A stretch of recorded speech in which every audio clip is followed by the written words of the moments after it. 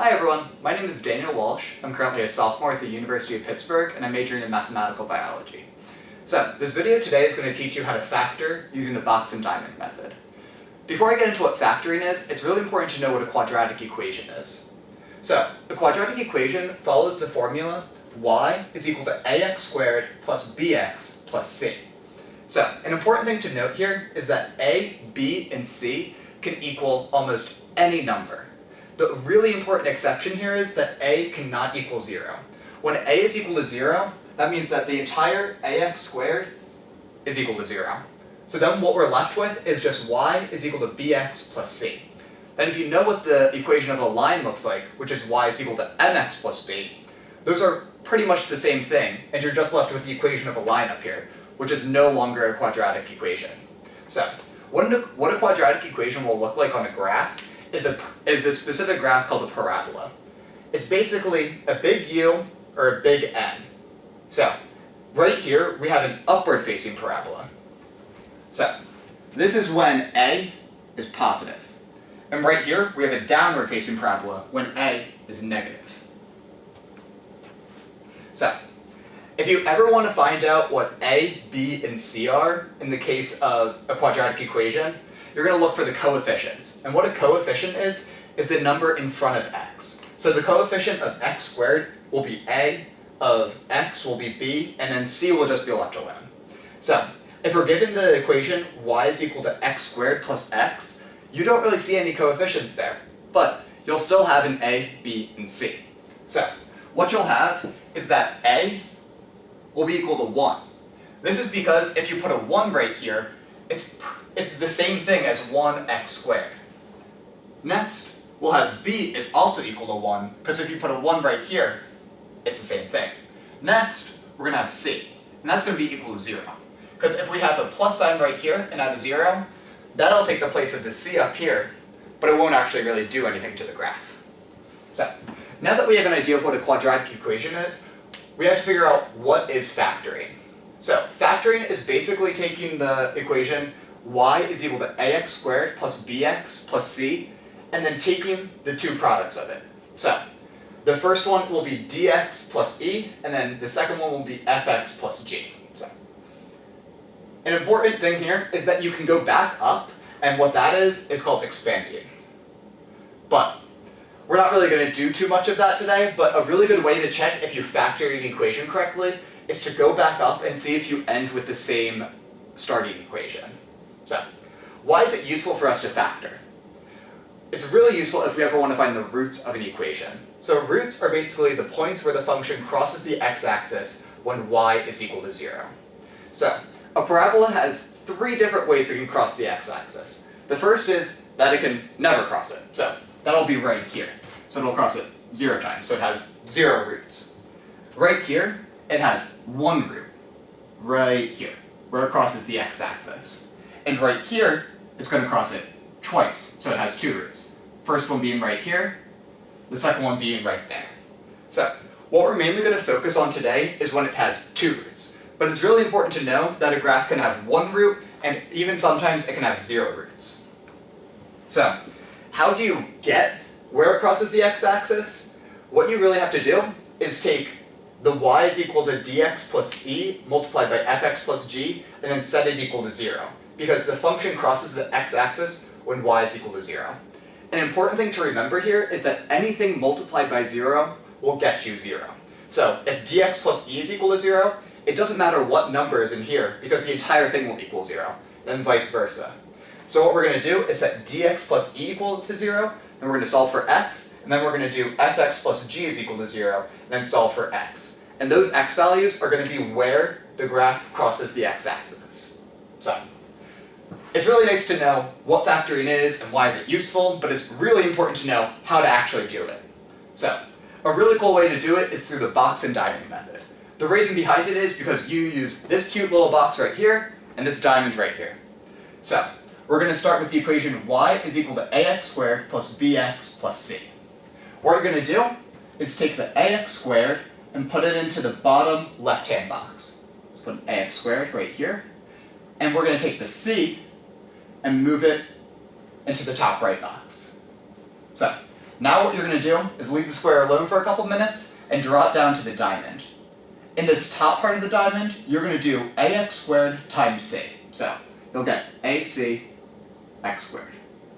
And now you're going to use this bx, bring it all the way down, and get bx here. So next, we're going to try and find two numbers that can fit here and here. So we'll have h and I.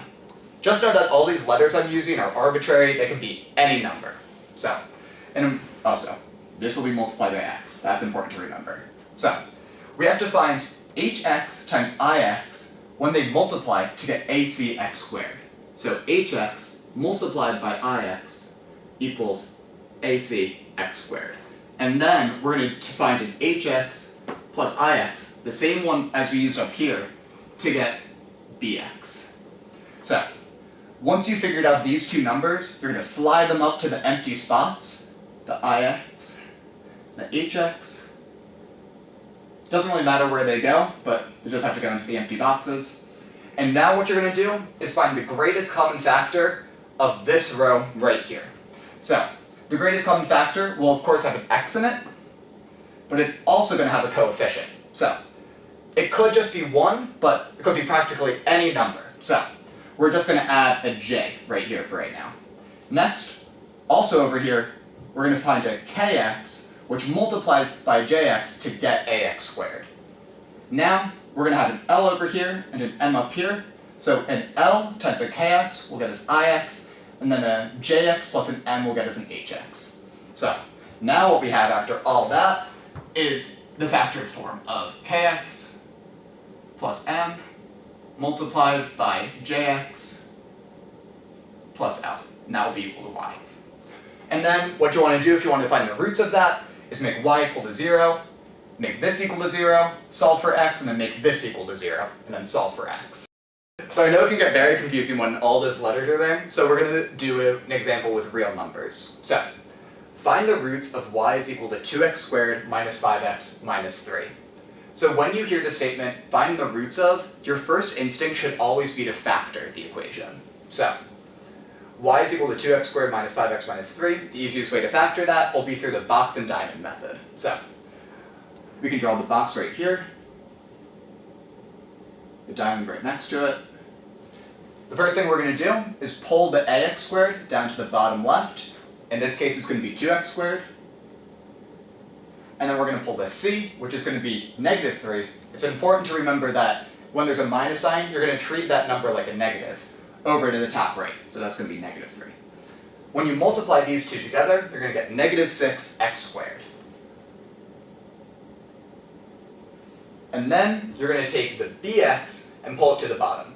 And it's the same thing as the negative 3, this is going to be negative 5x. So, now we're going to have to find two numbers for the left and right that multiply to get negative 6x squared, but add together to get negative 5x. So, you're going to have to do a little guessing and checking here in order to solve for this, but it shouldn't be too hard. You're going to want to look at all the factors for negative 6x squared. And also another important fact is that if both the top and bottom are negative, that means that only one of the sides is going to be negative. So, all the factors of 6 are 1, 2, 3, and 6. So, we can pick 2 and 3 or 1 and 6 in order to multiply together to get negative 6x squared. Let's just start with negative 3 and 2x. So, when we multiply those two together, we know that that will equal negative 6x squared.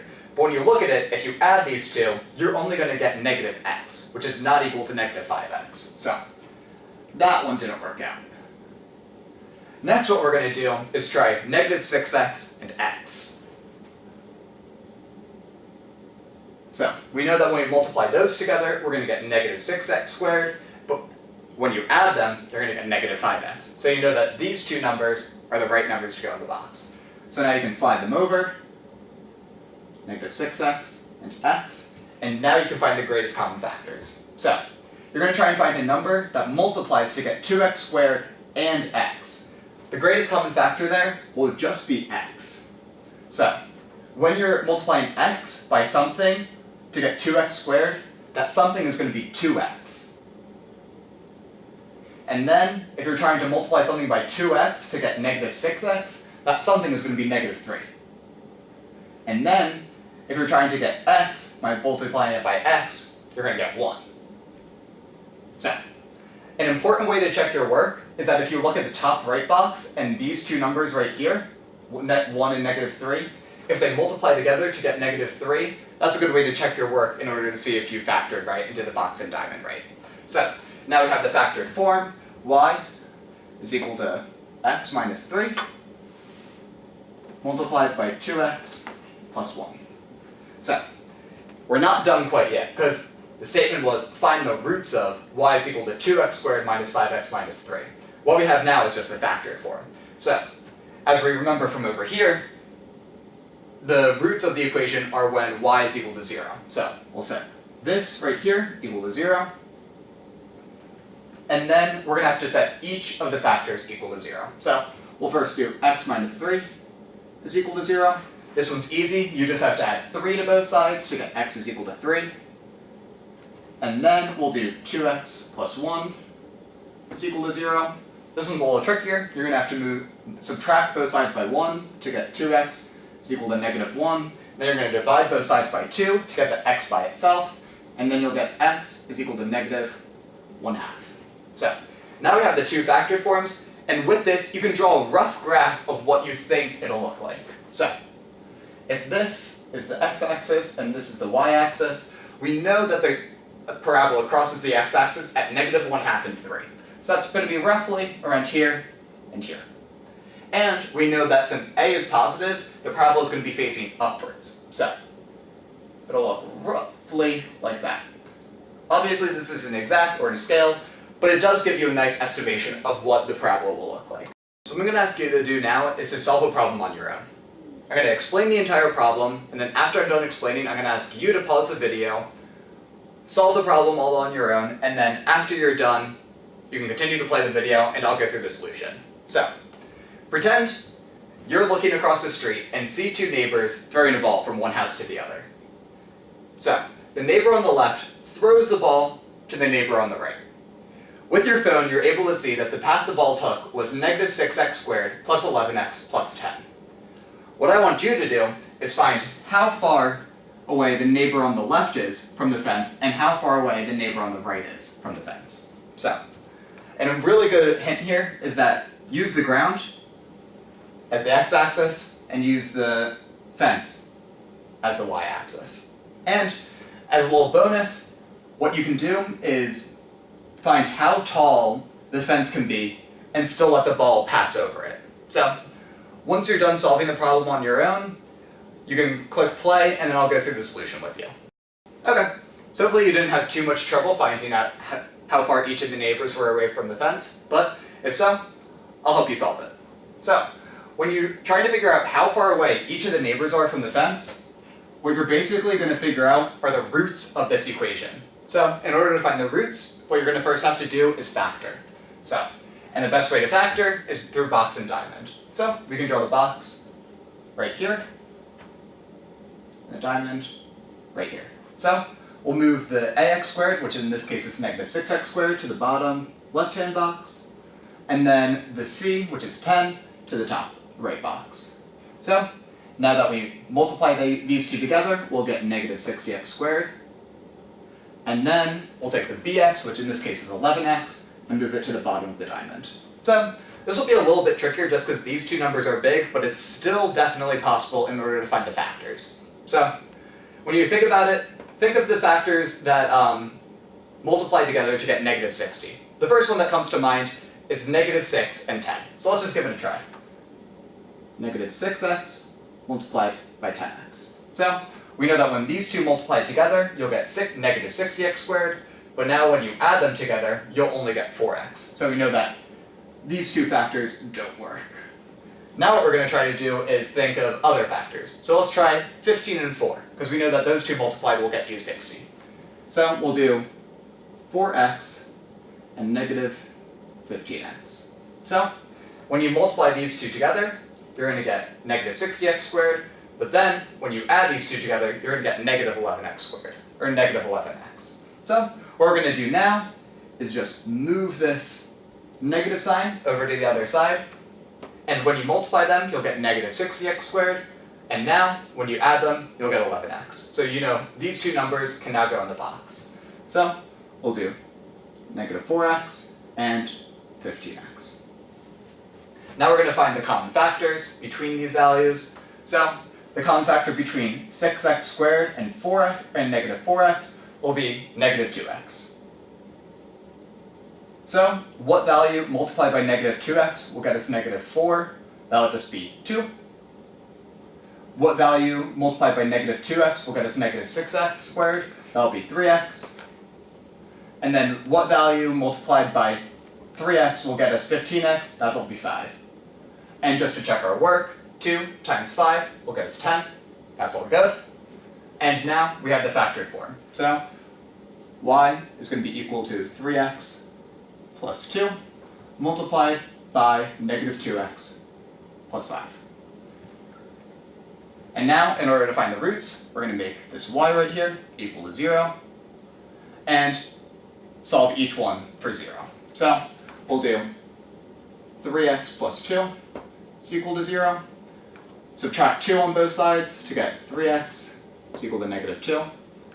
And then divide by 3 on both sides to get x is equal to negative 2 over 3. So that's our first root. Now to our second one, we'll set negative 2x plus 5 equal to 0.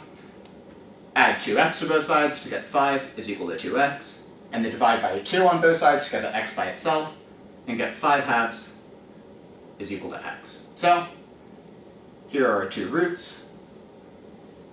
And now we know, since this number is negative, that'll be the guy on the left of the fence, so he's negative 2/3 units away from the fence, and the guy on the right, since this is positive, will be 5 halves units away from the fence. And now, on to the bonus, if you got it. So, what I asked is how tall could the fence be without the ball hitting it?